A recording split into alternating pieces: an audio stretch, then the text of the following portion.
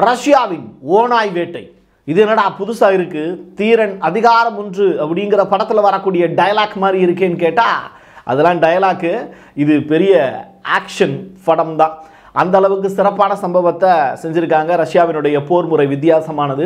அந்த டீட்டெயிலாக பார்க்கலாம். வடகொரியாவுக்கு ரஷ்யாவினுடைய மாஸ்கோவில் இருந்து ஜூவில் இருந்து ஏகப்பட்ட விலங்குகள் போயிருக்கு. அதில் சிங்கங்களும் இருக்குது. எதற்காக இந்த விலங்குகள் இப்படி பரிமாறக்கொள்ளப்பட்டு இருக்கிறது அப்படிங்கிற டீட்டெயில் ரிப்போர்ட்டையும் பார்க்கலாம். அதில் இன்ட்ரெஸ்டிங்கான ஃபேக்ட்ஸும் இருக்குது.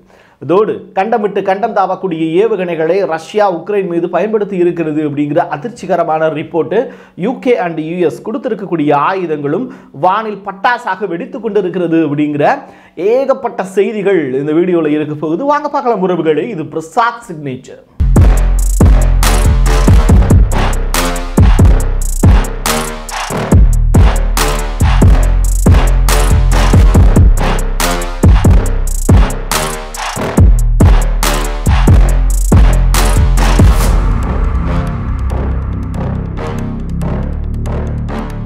உக்ரைன் வான்வெளி தாக்குதலில் பெரிய கில்லாடி அப்படிங்கிற மாதிரியான வார்த்தைகள்லாம் பயன்படுத்துவதற்கு கிடையவே கிடையாது. ஏன்னா ரஷ்யாவினுடைய ஏர் டிஃபென்ஸ் சிஸ்டம் அந்த அளவுக்கு ரொம்ப ஸ்ட்ராங்காக இருக்குது.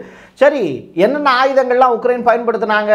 அதான் இங்கிலாண்டும் கொடுத்துருக்காங்க, யூஎஸும் கொடுத்துருக்காங்களாமே. என்னென்ன ஆயுதங்கள் அப்படின்னு கேட்டால், US தயாரித்த 6 ஹிமார் ராக்கெட் அதெல்லாம் சின்ன பின்னமாக செதஞ்சிருக்கு. அது மட்டும் இல்லை, 67 ஆளில்லா விமானங்களும் ரஷ்யாவால் உடைக்கப்பட்டிருக்கு அப்படிங்கிற தகவல். இதோடு சேர்த்து ப்ளூம்பர்க்கினுடைய அறிக்கையின்படி உக்ரைனிலிருந்து ஏகப்பட்ட விமானங்கள் தூள் தூளாக செதறடிச்சிருக்காங்க ரஷ்ய வீரர்கள். அதோடு சேர்த்து ஸ்டோம் ஷேடோ அப்படிங்கிற அந்த ஏவுகணை அது ஒரு 2 அனுப்பிச்சிருக்காங்க. இதுவும் UK மேடு, அதாவது இது இங்கிலாந்துலேருந்து தயாரிக்கப்பட்டது. இந்த ஸ்டோம் ஷேடோ ஏவுகணையை ரொம்ப சாதாரணமாக ரஷ்ய வீரர்கள் உடச்சி வீழ்த்தியிருக்காங்க அப்படிங்கிற விஷயம். ரொம்ப பெரிய பொருட்செலவில் UK அண்ட் US கொடுத்து அனுப்பி இருக்கக்கூடிய இந்த ஆளில்லா விமானங்களாகட்டும் ஏவுகணைகளாகட்டும் இது எல்லாத்தையும் ரஷ்யா செதச்செடுத்திருக்கு. அப்படின்னா ரஷ்யாவினுடைய போர் வீரர்கள் எவ்வளவு திறமையானவங்க அப்படிங்கிறத நீங்கள் பார்த்துக்கோங்க. அவங்க அதுக்கு உதாரணமாக ஏகப்பட்ட நிகழ்வுகளை நான் வரிசைப்படுத்துகிறேன். அதில் மிக முக்கியமான ஈவெண்ட்டு தான் இந்த ஓநாய் படை. ஓநாய் மாதிரியான போர் முறை இதனடா வித்தியாசமாக இருக்குது அப்படின்னு நானும் படித்து பார்க்கும்போது ரொம்ப இன்ட்ரெஸ்டிங்காக இருந்தது. குரோகோவா அப்படின்னு சொல்லிட்டு ஒரு ரீஜியன். இந்த ரீஜியனில் தான் இந்த ஓநாய் படைகள் என்ன பண்ணுறாங்க, உக்ரைனிய வீரர்களை டைரக்டாக ஒரு ஆள் முன்னாடி போய் டைரக்டாக உக்ரைனில் இருக்கக்கூடிய வீரர்கள் அவங்கள ஃபாலோ பண்ணுற மாதிரியான விஷயங்கள் செய்வாங்கள்ல. எப்படி நம்ம தீரன் அதிகாரம் 1 அப்படிங்கிற படத்தில் நீங்கள் ஓநாய் வேட்டைகள் பார்த்துருப்பீங்களோ அதே மாதிரியான நிகழ்வுகள் ரஷ்ய தரைப்படைகள் இதை செஞ்சுருக்காங்க. நீங்கள் கொரில்லா படைகள் கேள்விப்பட்டிருப்பீங்க. எங்கே லத்தீன் அமெரிக்க நாடுகளில் செய்குவேரா நடத்தினாரு அந்த மாதிரியான கொரில்லா படை. காசாவில் ஹமாஸ் டிஃபென்ஸ் பொசிஷனில் இருந்துட்டு கொரில்லா படை அட்டாக் மோடு நடத்தியிருக்காங்க. அது மாதிரியான ஒரு நிகழ்வு பார்த்தீங்கன்னா ரஷ்ய படைகள் இந்த குறிப்பிட்ட ரீஜியனில் நடத்தி இருக்கக்கூடிய தாக்குதல், இந்த ஓநாய் வேட்டையை பார்த்து உக்ரைனிய வீரர்கள் அப்படியே பேக் அடிச்சிருக்காங்க அப்படிங்கிற செய்தி தான் ரிலீஸ் ஆயிருக்கு. ரொம்ப நாளைக்கு முன்னாடியே ரஷ்ய அதிபர் புட்டின் சொல்லி இருக்கக்கூடிய விஷயங்கள், நாட்டோ படைகள் 32 நாடுகள் அங்கம் வகிக்கக்கூடிய படைகளில் பின்லாந்து ஸ்வீடன் நாட்டு படைகள் ஏற்கனவே உள்ள வந்துருச்சு. எங்கே உக்ரைனோட சேர்ந்து எங்க கூட போர் பண்ணிக்கிட்டு இருக்காங்க. நாட்டோவினுடைய நாடுகள் ஆயுதங்கள் கொடுக்கறதோடு சேர்த்து திறம்பட கையாள தெரியாத உக்ரைன் வீரர்கள் இருக்காங்கிறத புரிஞ்சுக்கிட்டு தங்கள் நாட்டினுடைய இராணுவ வீரர்களையும் இதில் பயன்படுத்துகிறாங்க. நாட்டோவில் அங்கத்தினராக இருக்கக்கூடிய 32 நாட்டினுடைய வீரர்களும் ரஷ்யாவுக்கு எதிராக போர் தொடுக்கிறார்கள்ங்கிற புகார் ஏற்கனவே சொல்லியிருந்தார். அதனால தான் தைரியமாக வடகொரிய வீரர்கள் 11,000 பேரை உள்ளே இறக்கியிருக்காரு. 1,00,000 படைகள் காத்திருப்பு பட்டியலில் இருக்குது. அவங்களும் உள்ளே இறங்க போகிறாங்க.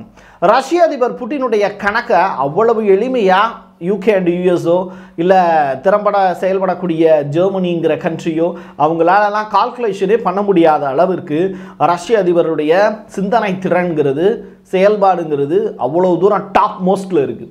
அவரை அடித்து பார்க்கக்கூடிய ஆம்பளைங்கிறது யாருமே இந்த உலகத்தில் இல்லைங்கிறதுனால தான் அவர் தான் இந்த ரஷ்யாவினுடைய அதிபராக தொடர்ச்சியாக 20 வருஷத்துக்கு மேலே கிங்கு மாதிரி நின்று ஆட்சி பண்ணிக்கிட்டு இருக்கார். ஸோ சூப்பர் மேனில் பண்டேஸ்வர் அப்படின்னு சொல்லிட்டு ஒரு பேர். என்னடா இது புதுசாக இருக்குது அப்படின்னு கேட்டால் அது வேற ஒரு வார்த்தை. அதை நான் உங்களுக்கு புரிகிற மாதிரியான வார்த்தைகளை பயன்படுத்தியிருக்கேன், அவ்வளோதான் வித்தியாசம். இது சரியாக நான் கோட் பண்ணியிருக்கேனா அப்படின்னு தெரியல. ஆனால் 1000 பக்க ஆவணம் கொண்ட ஜெர்மனியினுடைய அறிக்கை இது. எதுக்காக இது பண்ணுறாங்க அப்படின்னா, ஆப்ரேஷனல் பிளான் ஜெர்மனி அப்படிங்கிறது தான் இதற்குரிய டீட்டெயில் ரிப்போர்ட்டாக சொல்லியிருக்காங்க. அது என்ன ஆப்ரேஷனல் பிளானு? நமக்கு ட்ரூ ப்ராமிஸ் தெரியும், அதனால் ஆப்ரேஷன் பிளான் அப்படின்னு யோசிச்சிங்கன்னா இதில் இருக்கக்கூடிய மிக முக்கியமான விஷயங்கிறது எலெக்ஷன் கிடையாது நாட்டில். அதே மாதிரி நீங்கள் எக்கனாமிக்கலாக இருக்கக்கூடிய பிஸ்னஸ் மேன் இருக்காங்கல்ல, நீங்கள் வெளிநாட்டோடு டைப் பண்ணி இல்லை வெளிநாடுக்கே ஜெர்மனில் இருக்க வேண்டாம், வெளிநாடுகளுக்கு நீங்கள் போயிடலாம். அங்கே போய் பிஸ்னஸ் பண்ணிவிட்டு இந்த முழு போர் முடியும்ல, அந்த டயத்தில் நீங்கள் உள்ளே வந்துக்கலாம். பட் நீங்கள் வெளியில் போய் சம்பாதிக்கிறீங்கல்ல, அதை பூரா நீங்கள் ஜெர்மனில் இன்வெஸ்ட் பண்ணணும். இதுதான் இந்த மாதிரியான பிளானில் சின்ன சின்ன விஷயங்கள் மட்டும் நான் படித்தது. இன்னும் அதில் 1000 பக்கங்கள் இருக்குது, அது எல்லாமே நம்மகிட்ட கிடைக்கல. பட் ஜெர்மன் ரிலீஸ் பண்ணியிருக்கக்கூடிய விஷயங்களில் மிக முக்கியமான விஷயங்கள் இதுதான். ஒரு நாட்டினுடைய ஜிடிபி படுத்துருச்சு. யார்? ஜெர்மனியினுடைய ஜிடிபி. இப்படிப்பட்ட நேரத்தில் முழுக்க அவங்க ரஷ்யாவினுடைய நியூக் பிளானுக்கு ரெடி ஆகிட்டு இருக்காங்க. ரஷ்யா முழுவதுமாக அணு ஆயுதங்களை பயன்படுத்த தொடங்கிருச்சு அப்படின்னா அது ஜெர்மனி மீதும் அட்டாக் நடத்தப்படும், யூகே மீதும் அட்டாக் நடத்தப்படும், நிச்சயமாக யூஎஸ் மீதும் அட்டாக் நடத்தப்படும். அப்போது அதற்கு இந்த 2 நாடுகளுக்கு முன்னதாக ஜெர்மனி முந்திக்கிச்சு. எப்படி தெரியுமா? நான் போருக்கு ரெடி ஆகிட்டேன், ரஷ்யா அணு ஆயுதத்தை பயன்படுத்துச்சுன்னா அடுத்து என் நாட்டில் என்ன செய்யணும் அப்படிங்கிறத ஜெர்மனுடைய சான்சலர் ஓலா ரெடி பண்ணி வச்சுருக்கார். இதுதான். அப்போ நீங்கள் புரிஞ்சுக்கோங்க, நார்த் ஸ்ட்ரீம் பஞ்சாயத்தே பெரிய அளவில் இன்ன வரைக்கும் பேசிக்கிட்டு இருக்காங்க. அப்படிப்பட்ட நேரத்தில் ரஷ்யாவுக்கும் ஜெர்மனிக்கு இடையில போர் வந்துச்சுன்னா என்ன ஆகும்? உலக பொருளாதாரமே ஸ்தம்பிச்சிரும் நண்பர்களே.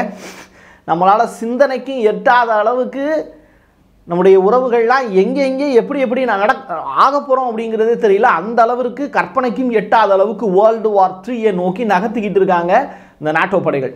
இதெல்லாம் புரியாமல் உக்ரைனுடைய ஜெலன்ஸ்கி லாலிபாப் கொடுக்குறாங்கிறதுக்காக போர் நடத்திக்கிட்டு இருக்காருங்கிறது தான் ரொம்ப வேதனையான விஷயம். இந்த லாலிபாப் பாய் தெரியும்ல உங்களுக்கு, ஜெலன்ஸ்கி, அவரோட பற்றிய புகைப்படங்கள்லாம் நீங்கள் பார்த்துருப்பீங்க.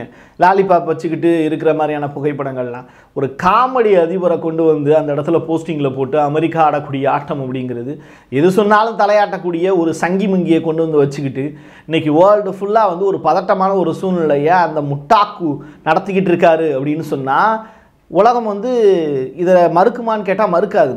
ஏன் இந்த அளவுக்கு ஒரு கோபமும் இந்த அளவுக்கு ஒரு எப்படி சொல்கிறது, ஒரு மக்கள் மீதான ஒரு நல்லெண்ண அடிப்படையில் தான் இதை பதிவு செய்கிறோம். ஏன்னா இங்கே ஜனநாயகம் அப்படிங்கிறது தான் நம்ம நாட்டில் இருக்கக்கூடிய நம்ம கேள்விப்படக்கூடிய விஷயம். போர் அப்படிங்கிறதுலாம் இந்த உலகம் தாங்காது. இன்றைக்கி இருக்கக்கூடிய நிலைமையில் உழைச்சி 10 ரூபா சம்பாரித்து அதில் 8 ரூபாயை செலவு பண்ணிவிட்டு 2 ரூபாயை கொண்டு போய் பேங்க்கில் போட்டு பிள்ளை குட்டிக்கு கல்யாணம் பண்ணி கொடுக்கக்கூடிய சூழ்நிலை தான் இந்தியாவில் இருக்குது. போகிற போக்க பார்த்தா பிரிக்ஸுங்கிற அந்த கூட்டமைப்பு மூலியமாக நம்மளையும் போருக்குள்ளே இழுத்துருவாங்க போல், நம்மளும் இந்தியாவும் தவிர்க்க முடியாத சூழ்நிலையில் போரில் போய் பங்கேற்க வேண்டிய நிலை வந்துடும் போல். இதுக்கெல்லாம் காரணம் இந்த உக்ரைனில் இருக்கக்கூடிய ஜெலன்ஸ்கிங்கிற நபர் தான். அமெரிக்கா கொடுத்துருக்கக்கூடிய 50 அட்டாக்எம்எஸ் ATACMS இந்த ஆயுதங்கள் 50 கொடுத்துருக்காங்க. இந்த ஏவுகணைகளை வச்சு ரஷ்யாவை அட்டாக் பண்ணிக்கோ அப்படின்னு. பிள்ளைக்கு லாலிபாப் கொடுக்குற மாதிரி கொடுத்து அதை சரியாக பயன்படுத்த தெரியாத வீரர்களை வச்சு ரஷ்யா கிட்ட அடி வாங்கி தொடர்ச்சியாக போர் நடக்குது அப்படின்னு அந்த மனுஷன் கோவப்பட்டாருன்னா என்ன ஆகும்னு தெரியாதப்பா உனக்கு, ஏயா அப்படி பண்ணுற, எல்லாரையும் பதட்டப்பட வைக்கிறியே அப்படிங்கிறாங்க உலக அரசியல் தெரிந்த நபர்கள். மாஸ்கோ கீ அப்படிங்கிற நியூஸ் பேப்பர் கொடுத்துருக்கக்கூடிய ரிப்போர்ட்டு தான் இப்போ நம்ம பார்க்க போகிறோம். ரஷ்யா கண்டப்பட்டு கண்டம் தாவக்கூடிய ஏவுகணைகளை பயன்படுத்திட்டாங்க. அதுக்கு பேர் என்ன தெரியுமா அப்படின்னு கேட்டால் அதனுடைய பேர் தான் RS-26 ருபக் அப்படிங்கிற ஏவுகணை. இது நம்ம ICBM மாதிரி, ICBM தான்.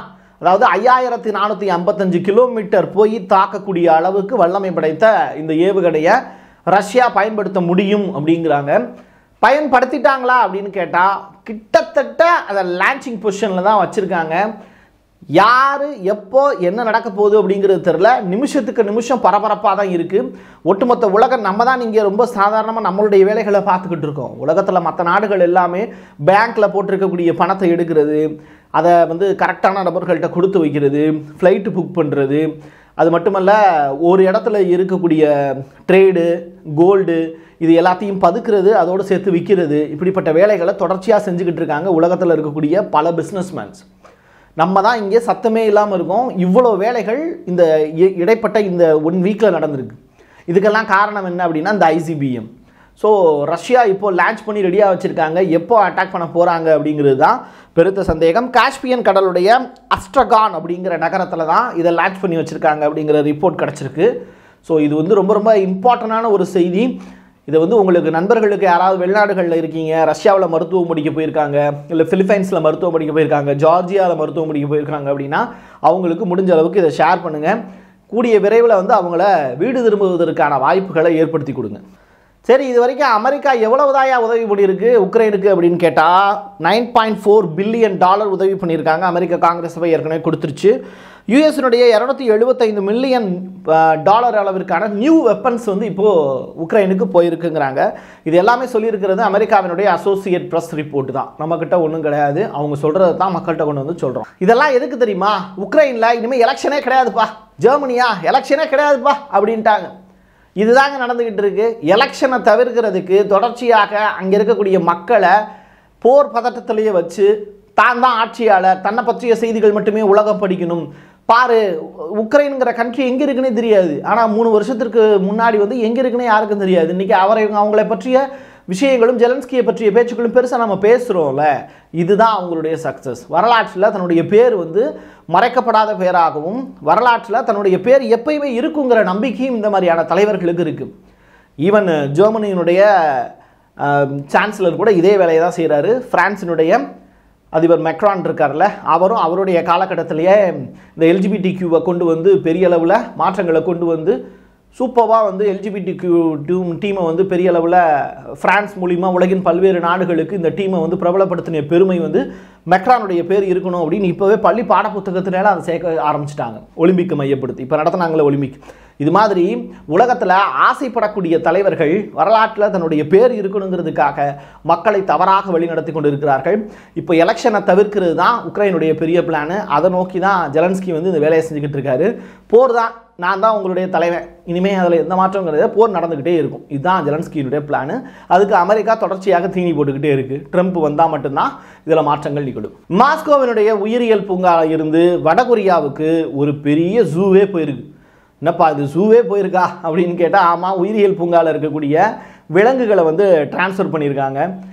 வடகொரியாவுக்கு இவ்வளோ விலங்குகள் ஏன் டிரான்ஸ்ஃபர் பண்ணுறாங்க அப்படிங்கிற கேள்வி. வடகொரியா இதில் சத்தமே இல்லாமல் இருக்க போகுதா, இல்லை ரஷ்யாவில் தொடர்ச்சியாக தாக்குதல் நடத்துறதுனால விலங்குகளில் ஒரு குறிப்பிட்ட விலங்குகளை வந்து பாதுகாக்கிறதுக்கான வேலையா, இந்த மாதிரியான கேள்விகள்லாம் இருக்குது. ஆனால் இதெல்லாம் அன்பளிப்பு அப்படிங்கிற ஒரு செய்தியில் போயிடுது. கடந்த ஏப்ரல் மாதம் ஏற்கனவே வந்து 24 அழகிய குதிரைகளும் அதோடு சேர்த்து பறவைகள், ஈகிள், பேரட் இதெல்லாம் வந்து ரஷ்யாவிலேருந்து வடகொரியாவுக்கு போச்சு. அதெல்லாம் உங்களுக்கு சொல்லியிருந்தேன். கிம்புக்காக வந்து கார் அவருக்கு பிடிக்குங்கிறதுனால ரஷ்ய அதிபர் புட்டின் கார்லாம் பரிசீலிச்சிருந்தார். பதிலுக்கு வந்து ரஷ்ய அதிபர் புட்டினுக்கு நாய்க்குட்டி பிடிக்குங்கிறதுனால அவரும் டிஃப்ரெண்ட் ஆஃப் டைப் ஆஃப் நாய்க்குட்டிகளை வந்து வடகொரிய அதிபர் வந்து கிம் அனுப்பிச்சிருந்தார். இதெல்லாம் பழைய கதை. இப்போ என்ன அப்படின்னா, சிங்கங்களை அனுப்பிச்சிருக்காங்க. அதுதான் ரொம்ப லேட்டஸ்ட்டாக கிடச்சிருக்கக்கூடிய தகவல். 2 ஆப்பிரிக்க சிங்கங்கள் வந்து போயிருக்கு. அது மட்டும் இல்லை, 70க்கும் மேற்பட்ட விலங்குகள் வந்து ரஷ்யாவினுடைய மாஸ்கோவில் இருந்து வடகொரியாவுக்கு போயிருக்காங்க. இது வந்து 2 கரடி, அதோடு 40 வார்த்தைகள் சேர்த்து ரொம்ப ஸ்பெஷலான ஸ்பீசிஸ்லாம் ரஷ்யாவிலேருந்து வடகொரியாவுக்கு ட்ரான்ஸ்ஃபர் ஆகிருக்கு. ரொம்ப இன்ட்ரெஸ்டிங்கான நியூஸ் தான்.